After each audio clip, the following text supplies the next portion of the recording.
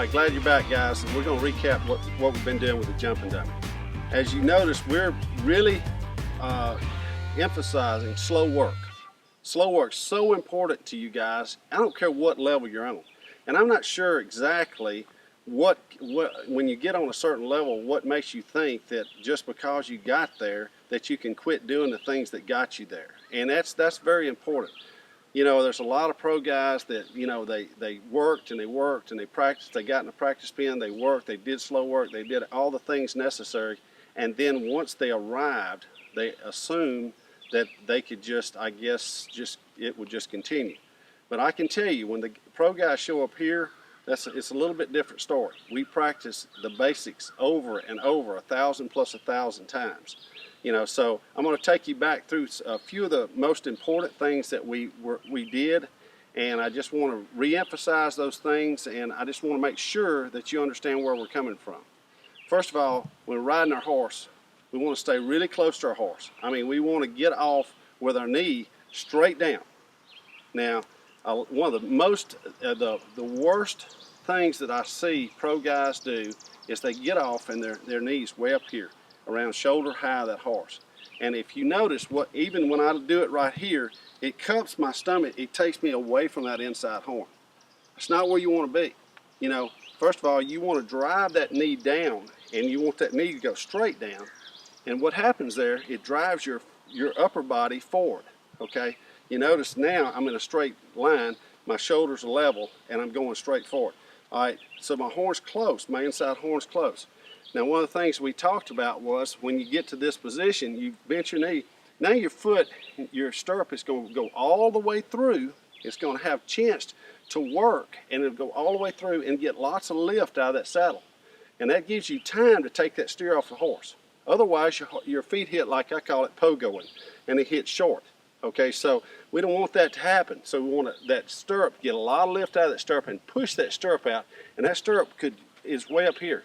Now, when our guys, when they're bulldogging correctly, their feet are hitting, and it's like real soft, and you can hear 2 steps, not 1.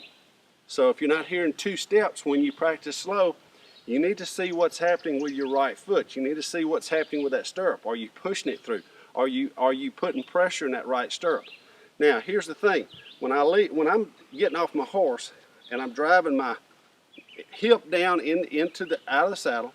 I'm driving that hip down, and I get off in there. I'm coming down. I go over. I'm driving this hip to my steer, okay?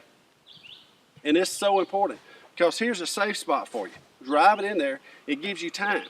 It gives you lots of area to catch your steer, not headshotting, and also it gives you time to really take your steer off the horse and have control in your bulldog.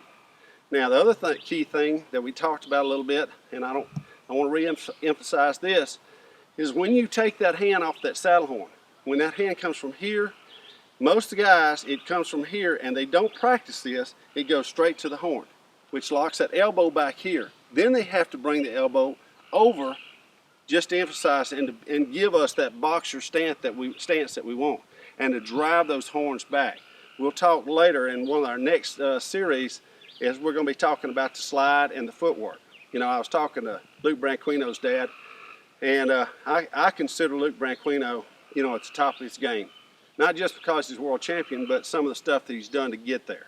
And this is so important. I asked his dad, I said, what exactly did y'all practice to get his footwork so good?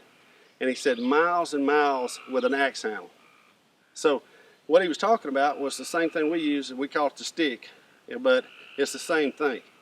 And it took him, I'm sure, years to perfect that. And that's what it takes a lot of times. We have to go back to that. We have to go back to the basics. And I'm sure he still today would tell you if he starts messing up, he has to go back to the basics. So that's very important. And we're going to go there the next time we get together on our series of videos. We're going to try to go there, show you how to maybe cut down your slide. I don't believe in sliding cattle any more than you do, but I do believe in proper footwork that allows you to finish cattle. Take them off the horse, catch, slide, and finish. And that's something we'll work on in the near future.